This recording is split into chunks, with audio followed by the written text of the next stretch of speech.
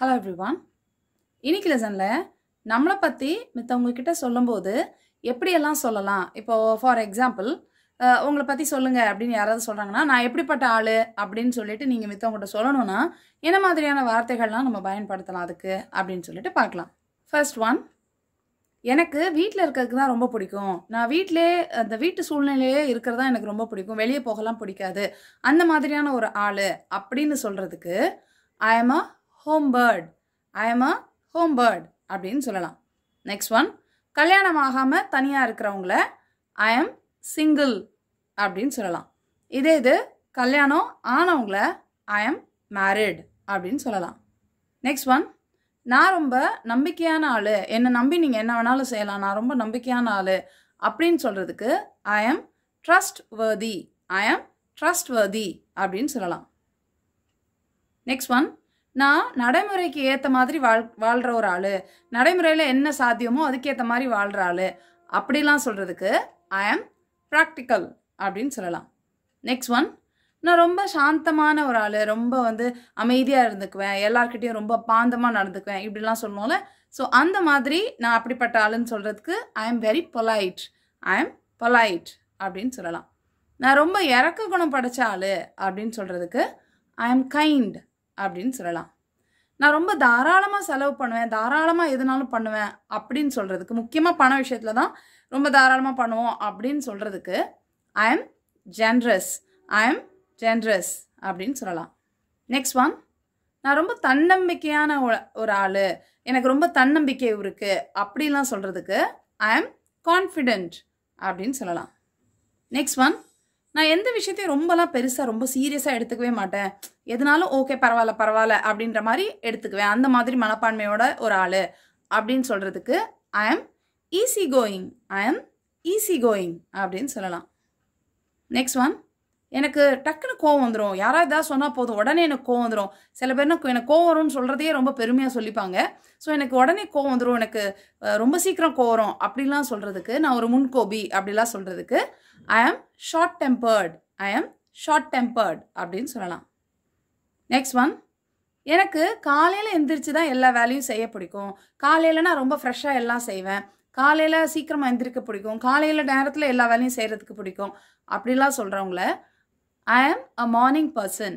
ஐ ஆம் அ morning person அப்படின்னு சொல்லலாம். இதை ஐ ஆம் அன் ஏர்லி பேர்ட் அப்படின்னு சொல்லலாம். ஏர்லி பேர்ட்னா ரொம்ப சீக்கிரமாக எந்திரிக்கிறவங்கள ஏர்லி பேர்ட் அப்படின்னு சொல்லலாம், இல்லை ஐ ஆம் அ மார்னிங் பர்சன் அப்படின்னு சொல்லிக்கலாம். நெக்ஸ்ட் ஒன், நைட் ரொம்ப நேரம் எனக்கு முழிச்சிருந்து தான் வேலை பார்க்க பிடிக்கும், நைட்டு எல்லா வேலையும் பார்க்க பிடிக்கிறவங்கள ஐ ஆம் அ நைட் பர்சன். ஐ ஆம் அ நைட் பர்சன் அப்படின்னு சொல்லலாம், இல்லை ஐ ஆம் அ நைட் அவுல் அப்படின்னு சொல்லலாம். நைட் அவுல் அப்புறம் ஏர்லி பேர்ட் அதெல்லாம் ரொம்ப கேஷுவலாக பேசும்போது யூஸ் பண்ணுற வார்த்தைகள். நெக்ஸ்ட் ஒன், சில பேருக்கு காஃபி ரொம்ப பிடிச்சவங்க இருக்காங்க, எப்போவுமே காஃபி ரொம்ப குடிப்பாங்க. எனக்கு அது மாதிரி காஃபினா ரொம்ப பிடிக்கும், நிறைய காஃபி குடிப்பேன், எனக்கு காஃபி ரொம்ப பிடிக்கும் அப்படின்னு சொல்கிறதுக்கு I am a coffee person அப்படின்னு சொல்லலாம்.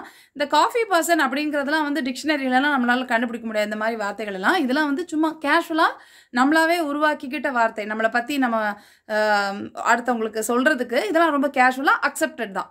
இது தப்பான வார்த்தை அப்படின்னு இல்லை, ஆனால் பேச்சு வழக்கில் இந்த மாதிரியெல்லாம் நம்ம பேசிக்கலாம். So I am a coffee person அப்படின்னா எனக்கு காஃபி ரொம்ப பிடிக்கும் அப்படின்னு சொல்கிறத, காஃபி ரொம்ப குடிப்பேன் அப்படின்லாம் சொல்கிறதுக்கு I am a coffee person அப்படின்னு சொல்லலாம். சில பேருக்கு டீ ரொம்ப பிடிக்கும், but I am a tea person அப்படின்னு சொல்லலாம். அதாவது நம்மளோட விருப்பத்தை சொல்கிற மாதிரி நம்மளோட கேரக்டரோட சேர்ந்த விஷயங்கள். காஃபி டீன்றது ஒரு அடிக்டிவ் தான்.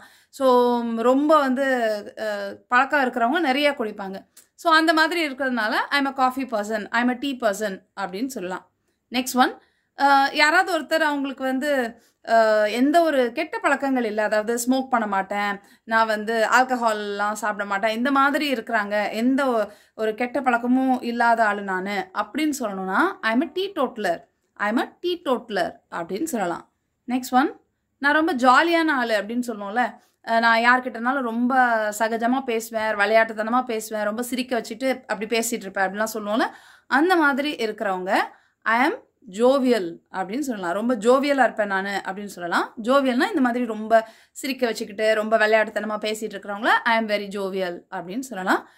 ரொம்ப தோழமையோடு இருக்கிறாங்க, நான் ஈஸியாக எல்லாருக்கூடையும் அவங்கள என்னோடய ஃப்ரெண்ட்ஸ் ஆக்கிடுவேன், நான் அந்த மாதிரியான ஒரு ஆள் அப்படின்னு சொல்கிறதுக்கு ஐ ஆம் a friendly person.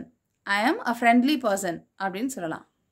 Next one, நான் வந்து ரொம்ப பாசமாக இருப்பேன் எல்லாருக்கிட்டையும், ரொம்ப பாசமான ஆள், நான் வந்து எல்லாருக்கிட்டையும் ரொம்ப பாசத்தை காமிப்பேன் அப்படின்லாம் சொல்கிறதுக்கு I am affectionate. I am affectionate அப்படின்னு சொல்லலாம். ஸோ இப்போ பார்த்த இந்த வேர்ட்ஸ்லேருந்து நீங்கள் எந்த மாதிரி ஆள் அப்படின்னு சொல்லிட்டு காமெண்ட் பண்ணுங்கள். இங்கிலீஷ் கற்றுக்கிற உங்கள் ஃப்ரெண்ட்ஸ் அண்ட் ஃபேமிலி மெம்பர்ஸ்க்கு இந்த வீடியோவை மறக்காமல் ஷேர் பண்ணுங்கள். சேனலை சப்ஸ்கிரைப் பண்ணுங்கள். I'll meet you in the next lesson. Thank you. Bye.